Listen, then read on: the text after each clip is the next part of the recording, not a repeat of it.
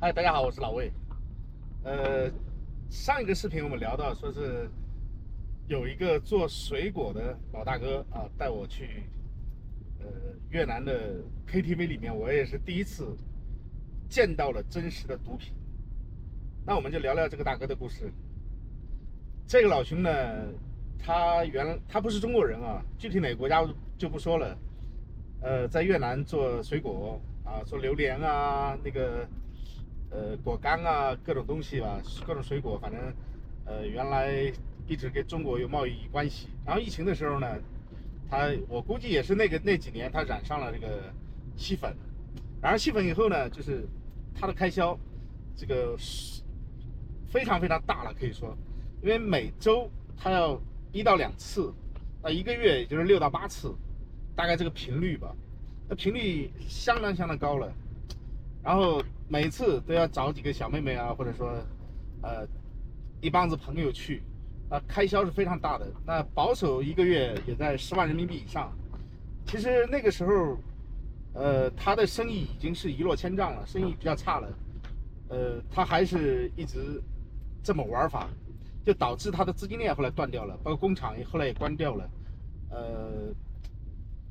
然后再往后有一段时间呢，他就我听说啊，他去做那个电诈去了。这个我就觉得蛮可惜的啊。希望反正在海外的中国人，大家不要碰这些东西啊。在海外，不管在中国还是在海外，大家不要碰这个黄赌毒这个东西。这个男人有一句话讲说：“我与赌毒不共戴天”，对不对？啊，所以这个一定要洁身自好。那最近比较炒的比较热的呢，就是蓝占飞，就是千万级的网红蓝占飞，在非洲南非被绑架，然后被采取了生物样本啊，然后把他的钱全转走了。那我们就聊一聊，在越南会不会也出现这种绑架的问题？其实，在越南有中国人被绑架，那也是中国人绑中国人。以前在北部，越南的新闻上可以查到啊，在北部有中国人，好像在北宁被绑架，街头被绑架，这种事情是有的，但是也都是一些有经济往来啊，或者说仇恨啊，或者也都是国人绑国人吧。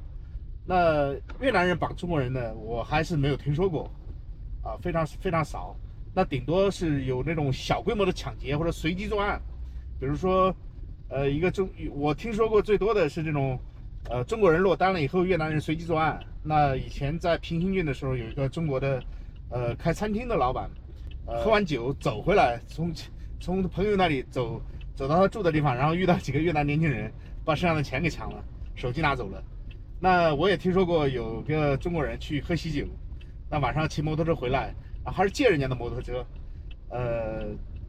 就是路上被抢了，身上也没有带多少现金嘛，因为出来喝喜酒也不红包给了以后就没有带多少现金，然后人家把他摩托车抢了，抢了摩托车以后呢，那个越南人还挺好，又回过头来过来，又给他点现金，然后帮他叫了个 Grab。这个我觉得特别搞笑但是也说明了什么？说明越南这边社会治安没有坏到那个程度，人是有底线的，对吧？然后给他叫了 Grab， 因为在那个地方，他如果自己走回来不现实的，晚上也黑漆漆的，所以那个越南人那几个抢他的越南人也帮他叫了 Grab。这个我听到的是怎么说呢？最暖心的抢吧。那也有这种小范围的，就是就比如打车啊，你钱包里的现金他硬拉，就是在你不注意的时候给你多抽走几张，这种事情我听说的是比较多的包括我自己也遇到过，就是他把我50万拿走，然后手上拿个2万的，他说我这个是2万的，那因为越南的50万和2万非常像，但我本身我都没有2万的，因为我身上的钱我记得很清楚，肯定没有2万的。那他说你的就是2万，当时你没办法的，就是所以你不能让他碰你的钱，在打车的时候，那这个是我们自己要做好的一个防护。那中国人在越南有没有被绑架呢？其实这么说吧，我在我的自媒体平台里面有中国人给我留言，说是他的亲属在越南消失了或者失联了。那我问他具体的情况的时候，他也说不出来。我问他确定是在越南吗，或者是确定在胡志明吗？他们说确定，然后在哪里又非常模棱两可，也没有任何信息。那这个也都是因为跟中国人一起出来，来到越南以后，那是去柬埔寨了还是去老挝了，我不得而知。那大概率应该是不是在越南，因为如果在越南的话，特别是在胡志明那种地方，你一个中国人凭空消失了，这个不太现实的，因为胡志明那边随便喊一句，很多越南人过来帮你，甚至有公安马上就过来了，所以不太可能是胡志明这边失踪的，那极有可能通过人到了这边配合着那个工头啊，或者什么蛇头啊，或者什么犯罪分子，那一起他们去了柬埔寨或者去了老挝，去了老挝以后把你手机给你控制了，人身安全给你控制了。所以有一个问题就是说，你如果入境一个国家的时候，一定要走正关，也就是说你办了签证，千万不要偷渡。你偷渡以后，基本上没办法管你的，因为你的入境信息查不到查不到，你就找了领事馆报了警都没有用的，没有警察说是凭空来在这个国家帮你找一个没有入境的人，这个不现实的啊，特别是一些小国家，这种偷渡进来的基本上报警他们也不会管的。所以一定要合法的入境，合法的手续啊。蓝占飞这个事儿呢，因为它是千万级的大体量的网红，但在越南呢，像大一点的网红是不太可能被绑的，因为第一，这在越南做网红的特别有钱的还是比较少的，做的特别好的，你像老魏这种比较穷的，人家也不会绑我，因为绑我的费用，在我身上也赚不到这个钱，对不对？所以。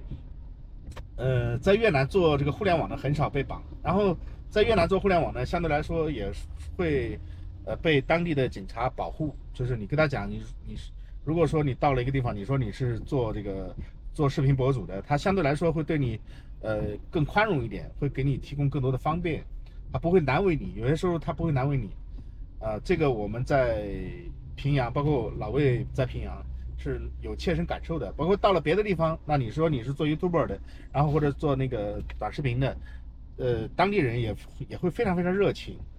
总之一句话吧，就是在越南呢，像我们外国人，如果说你有合法的证件，有合法的入境手续，相对来说我们的人身安全是能够得到保障的。而且越南的治安，其实大家应该在我的视频里也能看到，老魏一个人。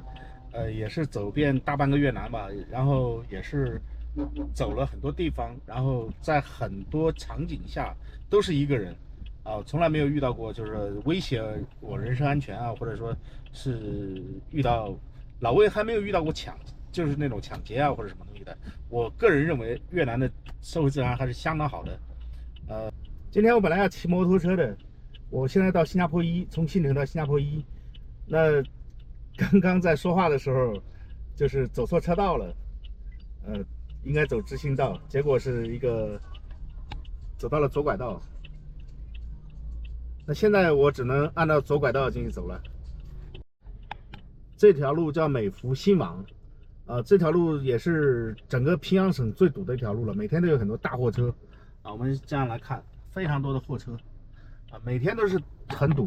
从早堵到晚的，这是除了晚上9点钟、10点钟以后，这条路才会畅通起来。而且它这个堵呢是双面堵，它不是说一面堵，因为这种货柜车它是来回跑的，这条路直接通到码头的，所以很多货柜啊要运到码头。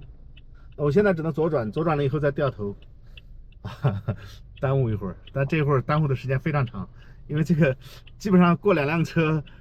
我往前走一点，就是一个红绿灯，我们只能过个2、3辆车。这个如果骑摩托车的话，速度要比那个开车要快多了。因为今天下雨，所以我就开车。因为那个基点。我们晚上到一个越南餐厅来吃点东西。这餐厅风格很漂亮，对，给大家看一下这个风格。这小餐厅很漂亮。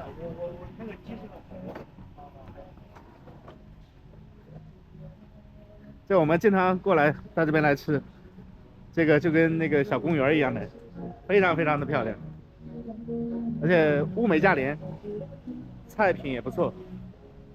香茅辣椒炖鸡肉火锅啊。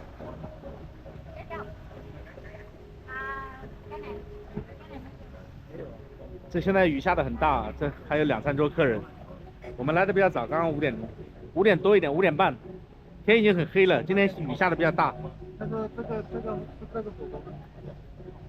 这个菜品相相当漂亮，这里面是豆腐是吧？哈哈哈。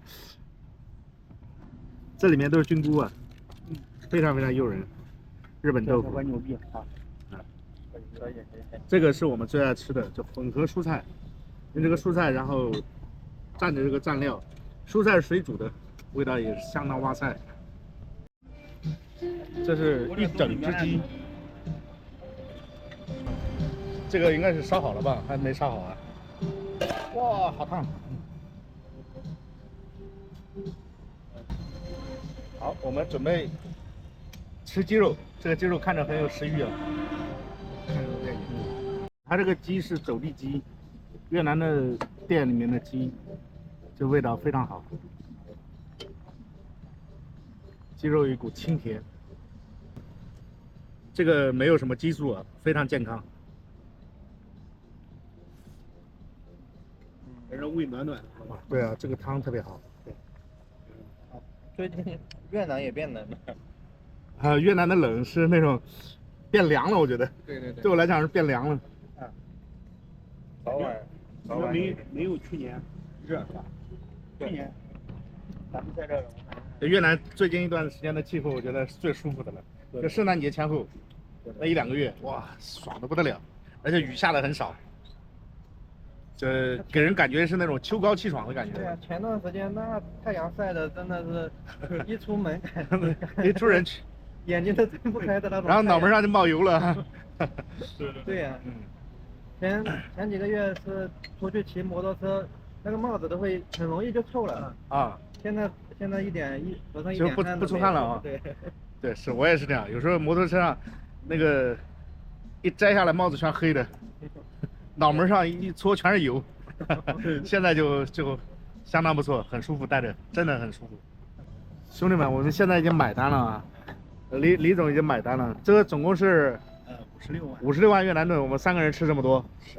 然后那个鸡是28万，就加一次汤2万，就我们加了2次汤还是3次汤？2次汤，就是汤相当于32万。对。下来的整体乱七八糟的这个56万。对。哇，真划算啊！关键这个汤真的好吃啊！是。我们加汤加了2次，这个汤鲜甜的，味道非常好。是的。